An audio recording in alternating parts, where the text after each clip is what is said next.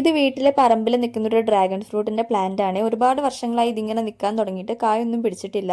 അപ്പം ഞാൻ ഇന്ന് വിചാരിച്ചു ഇതിന്റെ ഒന്ന് രണ്ട് തണ്ട് മുറിച്ച് ഒരു ചട്ടിയിലേക്ക് നട്ട് വേര് പിടിപ്പിച്ചതിന് ശേഷം വലിയൊരു ചാക്കിലേക്ക് മാറ്റി നടാന്ന്. അപ്പം ഞാൻ ടെറസിന്റെ മുകളിലേക്ക് വന്നു. ആദ്യം നടാന്ന് വിചാരിച്ചത് ചോളമാണ്. ചോളത്തിന്റെ കുറച്ച് തൈ ഉണ്ടായിട്ടുണ്ടായിരുന്നു. വിഷ്ണുവേട്ടൻ പുഴുങ്ങാൻ വേണ്ടി കുറച്ച് ചോളം കൊണ്ടുവന്നിട്ടുണ്ടായിരുന്നു. അതിൽ നിന്ന് ഞാൻ കുറച്ച് വിത്തുകൾ മാറ്റി വെച്ചതിരുന്ന് മുളച്ചതാണ്. അത് ഞാൻ ആദ്യം ഒരു ഗ്രോ ബാഗിലേക്ക് നട്ടുവെച്ചു. നവൊന്നും അറിയില്ല കേട്ടോ, ഞാൻ ഫസ്റ്റ് ടൈം ആണ് ഇതിങ്ങനെ ചെയ്യുന്നത്. അപ്പോൾ ഈ ചട്ടിയിലാണ് നമ്മൾ ഡ്രാഗൺ ഫ്രൂട്ടിന്റെ തണ്ടുകൾ നടാൻ പോകുന്നത്. അപ്പോൾ അതിലുണ്ടായിരുന്ന മണ്ണ് കുറച്ച് വേരൊക്കെ ഇങ്ങനെ ആയിട്ട് ഇരിക്കുകയായിരുന്നു. വേറെ എന്തോ നട്ടിട്ട് ഉണ്ടായിരുന്ന മണ്ണാണേ. അത് ഞാൻ തട്ടിയിട്ട് നല്ല വൃത്തിയാക്കി ആ ചട്ടിയിലേക്ക് തന്നെ ആക്കിയിട്ട് നമ്മുടെ ഡ്രാഗൺ ഫ്രൂട്ടിന്റെ തണ്ടിന്റെ അടിഭാഗം ഒന്ന് ചരിച്ചു മുറിച്ചിട്ടുണ്ട് കേട്ടോ.